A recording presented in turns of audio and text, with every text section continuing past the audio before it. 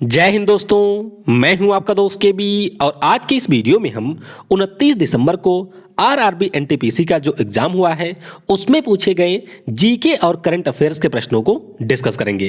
तो पूरा वीडियो बहुत ही ध्यान से देखिएगा और वीडियो अगर आपको पसंद आता है तो इसे लाइक करने के साथ अपने सभी दोस्तों के साथ में शेयर जरूर करिएगा। और आने वाले समय में अगर आप भी आरआरबी एनटीपीसी का एग्जाम देते हैं और आप अपने प्रश्नों को शेयर करना चाहते हैं तो नीचे डिस्क्रिप्शन में आपको व्हाट्सएप की लिंक मिल जाएगी, जहां से आप प्रश्नों को मेरे पास भेज सकते हैं। तो उस लिंक पर क्लिक करके आप व्हाट्सएप पर मुझसे जुड़ सकते हैं। तो चलिए इस वीडियो की हम शुरुआत करते हैं। अब अगर हम लोग 28 दिसंबर को जो पेपर हुआ था और जो आज यानी कि 29 दिसंबर को हुआ है, दोनों को कंपेयर करते हैं तो आपको पता चलेगा कि कल की तुलना में आज का जो हमारा पेपर हुआ है वह थोड़ा सा टफ था। यानी कि कल तो बिल्कुल इजी लेवल का था, आज आप कल की तुलना में थोड़ा सा मॉडरेट लेवल का कह सकते हैं। तो चलिए प्रश्नों को हम लोग डिस्कस करते हैं। सबसे पहले पूछा गया था बहुत ही आसान सा प्रश्न कि जीएसटी का पूरा नाम क्या है। तो ये आप सभी को पता होगा, इसका पूरा नाम है गुड्स एंड सर्विसेज टैक्स, यानी कि वस्तु और सेवा कर। फिर पूछा गया था कि United nation framework convention on climate change के COP25 का आयोजन, ये 25 होगा, जो पिछले साल हुआ था, इसका आयोजन कहां पर हुआ था। तो आप सभी को पता होगा कि स्पेन की राजधानी है मैड्रिड और वहीं पर इसका आयोजन किया गया था। अब आप ध्यान रखेंगे कि इसका जो COP26 है उसका आयोजन किया जाएगा यूके के ग्लासगो में। कहां पर? यूके के ग्लासगो में इसका आयोजन किया जाएगा। और ये बहुत ही ज्यादा महत्वपूर्ण प्रश्न है, तो ध्यान रखेंगे COP25 का आयोजन हुआ था स्पेन के शहर मैड्रिड में। फिर पूछा गया था कि 26 जनवरी 2020 पर मुख्य अतिथि कौन थे। तो मुख्य अतिथि थे ब्राजील के जो राष्ट्रपति हैं जेयर बोल्सोनारो। कौन थे? जेयर बोल्सोनारो यहाँ पर मुख्य अतिथि थे। तो इनका नाम आप याद रखेंगे। 2020 का अगर आपसे पूछ लिया जाए तो ध्यान रखेंगे यूनाइटेड किंगडम के जो पीएम हैं जिनका नाम है बोरिस जॉनसन, वह 2021 में मुख्य अतिथि होंगे। और अगर आपसे 2018 का पूछ लिया जाए, क्योंकि 18 का भी प्रश्न पूछा जा रहा है, तो वो हमारे थे सिरिल रामापोसा, जो कि हैं दक्षिण अफ्रीका के। तो इन तीनों के बारे में आप थोड़ा सा याद रखेंगे। इंटेल क्या है? तो इंटेल के बारे में आपको पता होगा कि यह हमारे प्रोसेसर बनाने वाली एक कंपनी है। तो कंप्यूटर का यह एक प्रश्न था। फिर पूछा गया था कि भारत का सबसे लंबा राष्ट्रीय राजमार्ग की सुरंग कौन है। यानी कि बात हो रही है हाईवे टनल की। और ये आप सभी को पता होगा कि हमारे यहाँ की जो अटल टनल है, कौन सी? अटल टनल, जो कि मनाली को लाहौल स्पीति से जोड़ती है, जिसकी लंबाई है 9.02 किलोमीटर। और अभी पीएम के द्वारा इसका उद्घाटन किया गया। यह हमारे देश की सबसे लंबी हाईवे टनल है। लेकिन यहाँ पर आप ध्यान देंगे कि अगर परीक्षा में ये पूछ लिया जाता है कि हमारे देश की सबसे लंबी रोड टनल कौन सी है, तो उस स्थिति में आपका उत्तर होगा चेनानी नासरी सुरंग। कौन सी? चेनानी नासरी सुरंग, जो कि आपको जम्मू कश्मीर में मिलेगी।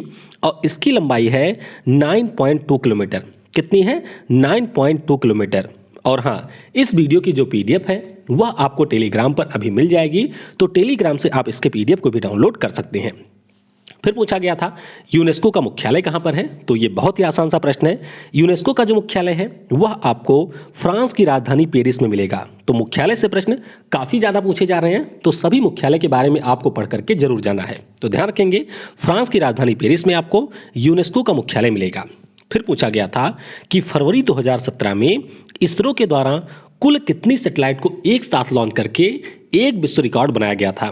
तो कुछ समय पहले ही मैंने सैटेलाइट के ऊपर एक वीडियो बनाई थी जिसमें इस प्रश्न को हम लोगों ने कवर किया था। तो बात है फरवरी 2017 की, और उस समय इसरो के द्वारा PSLV रॉकेट की सहायता से कुल मिलाकर के 104 सैटेलाइट लॉन्च की गई थी। तो इनमें से 3 भारत की थी, 101 यहाँ पर नैनो सैटेलाइट थी, 101 यहाँ पर नैनो सैटेलाइट थी, और 3 यहाँ पर हमारे अन्य देशों की सैटेलाइट थी जिनको इसरो के द्वारा लॉन्च किया गया था। तो ध्यान रखिएगा, इसरो ने 2017 में 104 सैटेलाइट को लॉन्च किया था। फिर पूछा गया था कि नवंबर 2020 तक भारत के शिक्षा मंत्री कौन है। तो ये है रमेश पोखरियाल निशंक। कौन है? रमेश पोखरियाल निशंक वर्तमान में शिक्षा मंत्री हैं और इनकी कॉन्स्टिट्यूएंसी है हरिद्वार। क्या है? हरिद्वार, उत्तराखंड का।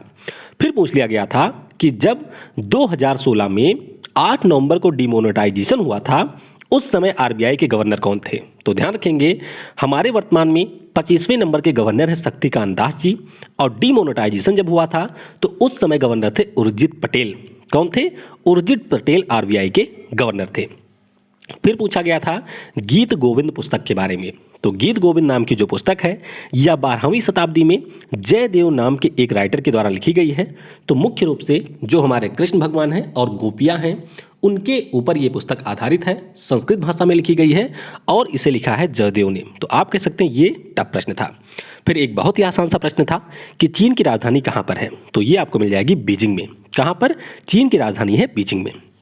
फिर पूछा था अरब सागर में गिरने वाली नदियों से संबंधित कोई प्रश्न था। तो दो हमारी प्रमुख नदियां हैं, एक तो है नर्मदा, दूसरी है ताप्ती। ये दोनों गिरती हैं अरब सागर में। फिर एक बहुत ही आसान सा प्रश्न था कि संविधान के जनक कौन है, किन्हें कहा जाता है, या फिर फादर ऑफ कॉन्स्टिट्यूशन कौन है? तो ये आपके हैं डॉक्टर भीमराव अंबेडकर जी। कौन? डॉक्टर भीमराव अंबेडकर जी को संविधान के जनक के रूप में जाना जाता है। फिर पूछा गया था कि 2018 में तेलंगाना राज्य के राज्यपाल कौन थे? अब तेलंगाना राज्य की अगर हम लोग बात करें तो 2 जून 2014 को आंध्र प्रदेश से अलग होकर के यह एक नया राज्य बना था और उस समय इसके पहले राज्यपाल बने थे ESL नरसिंहन। कौन? ESL नरसिंहन। तो ये पहले राज्यपाल थे। 2018 में भी यही राज्यपाल थे। तो इनके बारे में आप थोड़ा सा याद रखेंगे। वर्तमान में कौन है? तो वर्तमान में है तमिलिसाई सौंदरराजन। कौन है? तमिलिसाई सौंदरराजन राज्यपाल हैं। तो इसके ऊपर मैंने वीडियो बना रखी है, अगर आपने नहीं देखा है तो देख सकते हैं। फिर एक टफ प्रश्न पूछा गया था जो कि आपके पिछले साल मई जून के करंट अफेयर से आधारित था। जापान में शुरू हुए नए युग का नाम क्या है? तो जापान में पिछले साल एक युग का समाप्त हुई था और जिसका नाम था हेसेई। क्या नाम था? हेसेई इस युग का नाम था और उस समय सम्राट थे अकीहितो। तो जब युग समाप्त हुआ उसके बाद में रीवा युग की शुरुआत हुई और नए सम्राट भी बने नारुहितो। तो ध्यान रखिएगा ये आपके मई 2019 से करंट अफेयर पूछा गया था। करंट अफेयर की अगर हम लोग यहाँ पर बात करते हैं तो पूरे 2018 से लेकर के 19 और 20 तक के करंट अफेयर्स पूछे जा रहे हैं। तो एकदम से अलग तरीके से ही प्रश्न यहाँ पर पूछे जा रहे हैं। फिर पूछा गया था कि चूने का रासायनिक फार्मूला क्या होता है? अब चूना यहाँ पर था तो बुझा हुआ चूना था, या आपका जो एक होता है खड़िया, या जिसे हम लोग बिना बुझा हुआ चूना कहते हैं। तो दोनों के फार्मूले आपको पता होना चाहिए।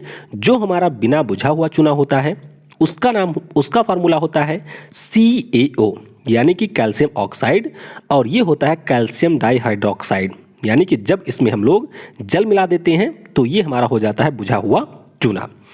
फिर पूछ लिया गया था कि 2018 में विश्व पर्यावरण दिवस का विषय क्या था? तो कल हम लोगों ने देखा था कि 2020 का थीम यहाँ पर पूछा गया था और यहाँ पर अब की बार 2018 का विषय पूछा गया। तो पहले तो आप ये ध्यान रखेंगे कि 5 जून को मनाया जाता है वर्ल्ड एनवायरनमेंट डे। विषय की बात करते हैं तो ये था 2018 में बीट प्लास्टिक पॉल्यूशन। तो काफ़ी ज़्यादा आसान सी थीम है। बीट प्लास्टिक पॉल्यूशन ये आपके 2018 में थी।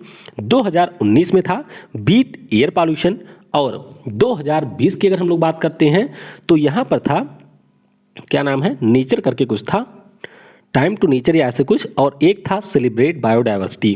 तो थीम आप ध्यान रखेंगे विश्व पर्यावरण दिवस के। और यहाँ पर मैंने कई सारे आपके जो हमारे केमिकल होते हैं उनके नाम, उनके फार्मूले और उनके सामान्य नाम की लिस्ट दे दी है। तो इसे भी आप लोग PDF में चाहें तो पढ़ सकते हैं। अगला प्रश्न कि कोल इंडिया लिमिटेड के अध्यक्ष कौन है? तो काफ़ी आसान सा प्रश्न है। 2020 में ये बने हैं। इनका नाम है प्रमोद अग्रवाल। क्या नाम है? प्रमोद अग्रवाल। फिर एक टफ प्रश्न पूछा गया था कि जो मध्य प्रदेश में सांची का स्तूप है इसको यूनेस्को के द्वारा किस वर्ष विश्व धरोहर स्थल के रूप में मान्यता दी गई? तो इसे मान्यता दी गई थी 1989 में। कम 1989 में इसको मान्यता दी गई थी। तो ये आप थोड़ा सा ध्यान रखेंगे। वैसे अगर आपसे पूछ लिया जाए कि सबसे पहले किसको मान्यता मिली थी, तो सबसे पहले 1983 में महाराष्ट्र में जो अजंता केव्स है, महाराष्ट्र में जो एलोरा केव्स है, आगरा फोर्ट, इसके अलावा जो ताजमहल है, इनको यूनेस्को के द्वारा भारत के विश्व धरोहर स्थलों की सूची में शामिल किया गया था। और 2 अभी रिजेंट हुए हैं, यानी कि एक ओरछा शहर है मध्य प्रदेश का और एक है ग्वालियर। इन दोनों को अभी यूनेस्को ने विश्व धरोहर शहरों की सूची में शामिल किया है। पिछले साल किसको मिला था? तो पिछले साल मिला था राजस्थान को। तो ये सारे आपको यहां पर याद रखनी है। आगे अगर हम लोग बात करें तो फिर पूछा गया था कि जो प्रधानमंत्री कौशल विकास योजना है किस मंत्रालय के अधीन है? तो नाम ही है इसका कौशल विकास योजना। तो ये हमारे कौशल विकास और उद्यमिता मंत्रालय के अधीन एक स्कीम है और इसके मंत्री हैं महेंद्र नाथ पांडे। तो वीडियो मैंने कैबिनेट मंत्रियों के ऊपर भी बना दी है, अगर आपने नहीं देखा है तो वहां पर आप देख सकते हैं। तो कल भी ये पूछा गया था और आज भी ये पूछा गया है। आज पूछा गया था कि PMKVY योजना का पूरा नाम क्या है। तो दोनों आपको ध्यान रखने हैं कि 2 बार ये योजना पूछी जा चुकी है और इसकी शुरुआत PM के द्वारा 16 जुलाई 2015 को किया गया था। अगला प्रश्न था कि रूर नाम का जो क्षेत्र है यह किस देश में आपको मिलेगा। तो ये जर्मनी देश का सबसे बड़ा शहरी क्षेत्र है रूर रीजन, और जो राइन नदी है उसी के पास में ये रीजन आपको मिलेगा। तो ध्यान रखिएगा, एक इंडस्ट्रियल एरिया है जर्मनी का रूर रीजन। तो ये एक टफ प्रश्न था। फिर पूछा गया था कि भारत में कुल कितने राज्यों में विधान परिषद हैं। तो कुल 7 राज्यों में थी, लेकिन पिछले साल जम्मू और कश्मीर से विधान परिषद समाप्त हो गई।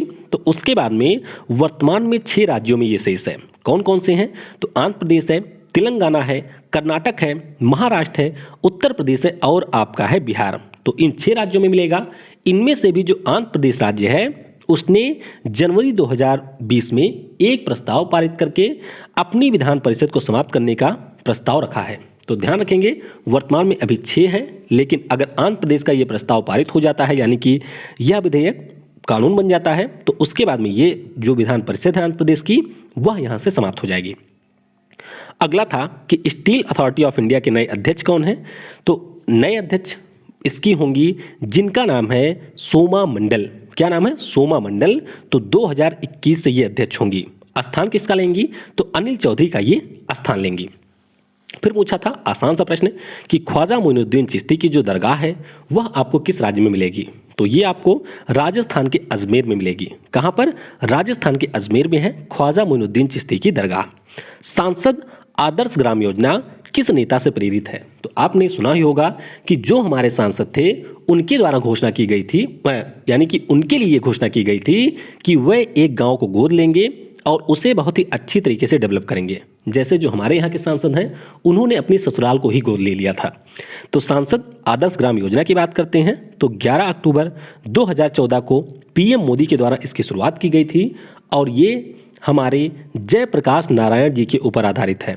तो आपको पता ही होगा, आपातकाल के हमारे सबसे बड़े नेता थे जयप्रकाश नारायण जी और इन्हीं के ऊपर आधारित है सांसद आदर्श ग्राम योजना। फिर पूछा गया था कि कांग्रेस के किस अधिवेशन में पहली बार स्वराज शब्द का उपयोग किया गया था। तो पहली बार इस शब्द का प्रयोग हुआ था 1906 में, जो कांग्रेस का कलकत्ता में अधिवेशन हुआ था। कहाँ पर? 1906 में जो कलकत्ता में अधिवेशन हुआ था, और इसका प्रयोग सबसे पहली बार किया था बाल गंगाधर तिलक जी ने। किसने? बाल गंगाधर तिलक जी के द्वारा इसका प्रयोग किया गया था। और स्वराज का मतलब क्या है इसको इंटरप्रेट किया था दादा भाई नौरोजी ने। किसने? दादा भाई नौरोजी के द्वारा इसे इंटरप्रेट किया गया था। वैसे स्वराज की बात आई है तो आपको यह ध्यान रखना है कि पूर्ण स्वराज की जो मांग है वह लाहौर अधिवेशन में 1929 में उठाई गई थी। कब? 1929 में ये उठाई गई थी। तो ये आप ध्यान रखेंगे। फिर पूछा गया था कि ATL का पूरा नाम क्या है। तो ATL का पूरा नाम है अटल टिंकरिंग लैब। क्या नाम है? अटल टिंकरिंग लैब। तो ये भी बहुत ही आसान सा प्रश्न था। प्रस्तावना में हमारी स्वतंत्रता, समानता व बंधुता किस देश से लिया गया है। तो ये आप सभी को ध्यान रखना है, ये हमने लिया है फ्रांस से। किससे? फ्रांस देश से हमने इसको लिया है। फिर पूछा गया था कि 1857 का जो विद्रोह था इसमें एक पेंटिंग बनाई गई थी जिसका नाम है suppression of the Indian revolt by the English. तो इस पेंटिंग के कलाकार कौन थे, यानी कि किसने इस पेंटिंग को बनाया था। तो ये थे हमारे एक रूसी जिनका नाम है वसीली वीर सैचिन। तो ये काफ़ी ज़्यादा टफ प्रश्न था। तो वसीली वीर सैचिन के द्वारा ये पेंटिंग बनाई गई थी। फिर पूछा गया था कि राजीव गांधी खेल रत्न पुरस्कार 2020 में किस रेसलर को दिया गया है। तो ध्यान रखेंगे, इस वर्ष कुल मिलाकर के 5 खिलाड़ियों को ये मिला हुआ है। और रेसलर की बात करते हैं तो विनेश फोगाट जो कि हरियाणा के रेसलर हैं उनको खेल रत्न पुरस्कार मिला है। और आप ध्यान रखेंगे कि 2019 में भी एक रेसलर जिनका नाम था, नाम उनका मैं भूल रहा हूँ, बजरंग पुनिया, तो बजरंग पुनिया भी रेसलर थे जिनको 2019 में मिला था और 2020 में विनेश फोगाट को मिला है। इस साल 5 लोगों को किन्हें मिला है, तो एक तो विनेश फोगाट हो गई, रानी रामपाल जो कि हॉकी टीम की कप्तान है, मनिका बत्रा जो कि टेबल टेनिस की खिलाड़ी हैं, इसके अलावा है मरियप्पन थंगावेलु जो कि हमारे ट्रिपल जंप के खिलाड़ी हैं, पैरा ओलंपिक के खिलाड़ी हैं, और है रोहित शर्मा। तो इनके नाम भी आपको ध्यान रखने हैं। फिर पूछा गया था कि भारत की पहली सुपरफास्ट ट्रेन कब चली थी या इसका नाम क्या था, तो इसका नाम है डेक्कन क्वीन। क्या नाम है? डेक्कन क्वीन इस ट्रेन का नाम है। और ये जो आपकी ट्रेन है 1930 में पहली बार चली थी मुंबई से पुणे के बीच में। किसके बीच में? मुंबई से पुणे के बीच में। और आप ध्यान रखेंगे कि वर्तमान में हमारे देश की सबसे तेज चलने वाली ट्रेन है ट्रेन 18, जिसे हम लोग वंदे भारत एक्सप्रेस के नाम से जानते हैं। और ये जो ट्रेन है वह आपके वाराणसी से दिल्ली को जोड़ती है। तो इसके बारे में कल पूछा गया था। अगला प्रश्न कि चंद्रयान 2 को किस रॉकेट के द्वारा लॉन्च किया गया था, तो ये आप सभी को पता होगा कि GSLV Mark 3 Mk1 रॉकेट की सहायता से इसे लॉन्च किया गया था। किसे? GSLV Mk3 M1 रॉकेट की सहायता से 22 जुलाई 2019 को इसे लॉन्च किया गया था। तो काफ़ी बार आपने पढ़ा होगा कि इसका जो लैंडर था उसका नाम था विक्रम, रोवर का नाम था प्रज्ञान। तो ये सारी चीज़ें आपको ध्यान रखनी है। संयुक्त राष्ट्र के महासचिव कौन है, यानी कि चीफ सेक्रेटरी की बात हो रही है या सेक्रेटरी जनरल की बात हो रही है, तो एंटोनियो गुटेरेस जो कि हैं पुर्तगाल के, वे वर्तमान में संयुक्त राष्ट्र के महासचिव हैं। और संयुक्त राष्ट्र की बात आई है तो यूनाइटेड नेशन जनरल असेंबली का भी आपको ध्यान रखना है। इसके हमारे अभी नए प्रेसिडेंट बने हैं वोल्कन वोजकीर। कौन? वोल्कन वोजकीर। और इन्होंने स्थान किसका लिया है, तो तिजानी मोहम्मद बंदे जो कि थे नाइजीरिया के, उनका स्थान लिया है। तो दोनों के नाम आपसे पूछे जा सकते हैं। अगला प्रश्न कि HTTP का पूरा नाम क्या है, तो कंप्यूटर का एक बहुत ही सामान्य सा प्रश्न था। तो यहाँ पर पूरा नाम है हाइपर टेक्स्ट ट्रांसफर प्रोटोकॉल। क्या है? Hyper text transfer protocol. Congress की स्थापना किसने की थी, तो एलन ऑक्टेवियन ह्यूम ने 28 दिसंबर 1885 को इसकी स्थापना की थी। और नीचे कमेंट में जरा आप ये बता दीजिएगा कि कांग्रेस के पहले अध्यक्ष कौन थे। कांग्रेस के पहले अध्यक्ष कौन थे? फिर पूछा गया था कि रॉबर्ट हुक ने किसका आविष्कार किया था, तो 1665 में इन्होंने सेल को खोजा था। आविष्कार नहीं, खोज की थी।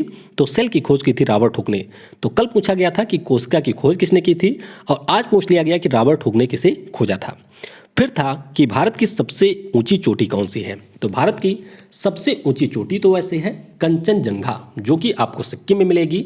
लेकिन अगर हम लोग भारत की संपूर्ण भूमि की बात करते हैं तो ये हमारा है K2 यानी कि कराकोरम 2, जिसे हम लोग गार्डविन ऑस्टिन के नाम से जानते हैं। लेकिन ये हमारा है POK में, यानी कि पाक ऑक्युपाइड कश्मीर में।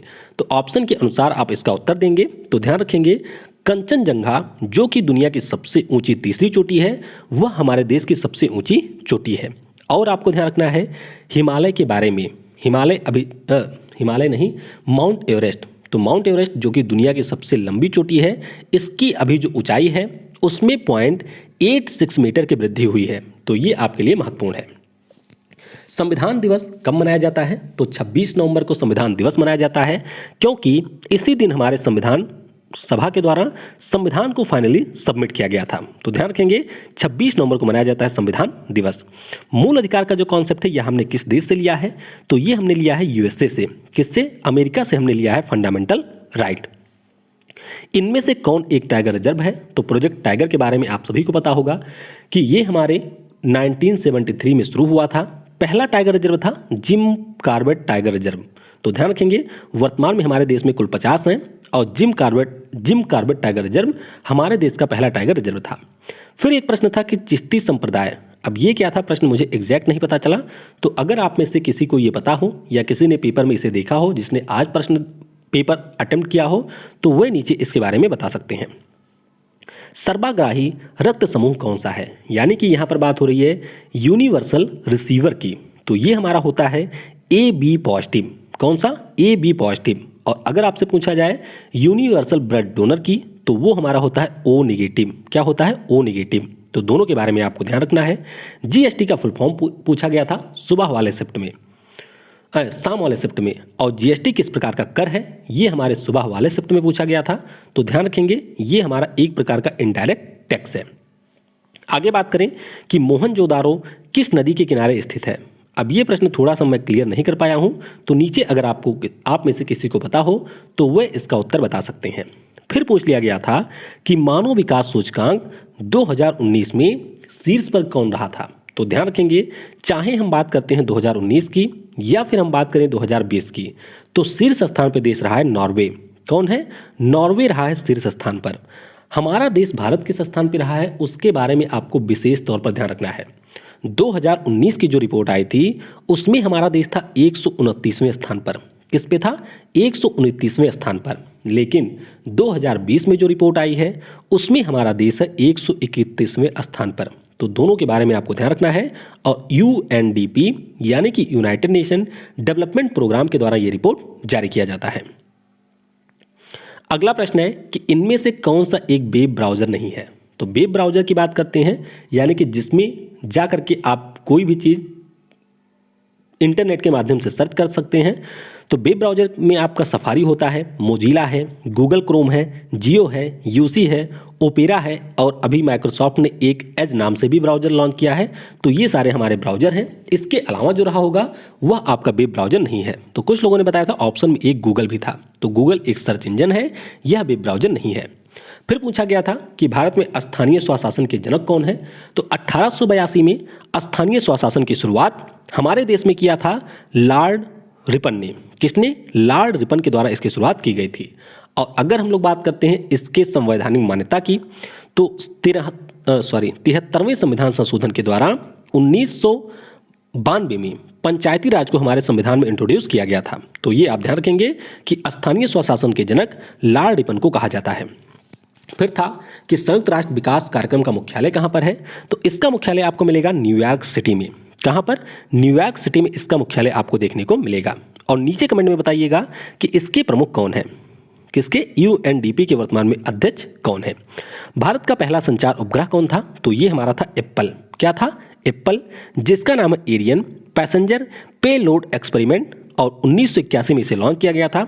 सैटेलाइट वाले वीडियो में इसको भी हमने कवर किया हुआ है। लाइकेन इनमें से किसका इंडिकेटर है? तो अभी उत्तराखंड में हमारे देश का पहला कवक पार्क भी बना है जिसे हम लोग लाइकेन पार्क के नाम से जानते हैं। और ये हमारा वायु प्रदूषण का इंडिकेटर होता है, यानी कि एयर पॉल्यूशन का इंडिकेटर होता है लाइकेन। और अगर हम लोग इसकी बात करते हैं तो ध्यान रखिएगा, जो हमारा SO2 होता है जिसे हम लोग सल्फर डाइऑक्साइड के नाम से जानते हैं, इसको अवशोषित कर सकता है लाइकेन। सूर्य की चमकती सतह का नाम क्या है? तो इसका जो चमकता हुआ सतह है उसे हम लोग फोटोस्फीयर के नाम से जानते हैं। किस नाम से? फोटोस्फीयर के नाम से जानते हैं। और जो एकदम किनारे वाला भाग होता है इसे हम लोग कहते हैं कोरोना। जो मुख्य रूप से हमारे सूर्य ग्रहण के समय दिखाई देता है इसे हम लोग कहते हैं कोरोना। गोल गुंबद किस राज्य में स्थित है? तो गोल गुंबद हमारा स्थित है बीजापुर कर्नाटक में। कहाँ पर? कर्नाटक के बीजापुर में आपको मिलेगा गोल गुंबद। जलियांवाला बाग हत्याकांड के दौरान भारत के वायसराय कौन थे? तो कल भी आपसे पूछा गया था जलियांवाला बाग हत्याकांड के बारे में। और उस समय वायसराय थे हमारे लॉर्ड चेम्सफोर्ड। कौन थे? Lord Chelmsford. ये हमारे जलियांवाला बाग हत्याकांड के समय भारत के वायसराय थे। और 13 अप्रैल 1919 को जलियांवाला बाग हत्याकांड हुआ था।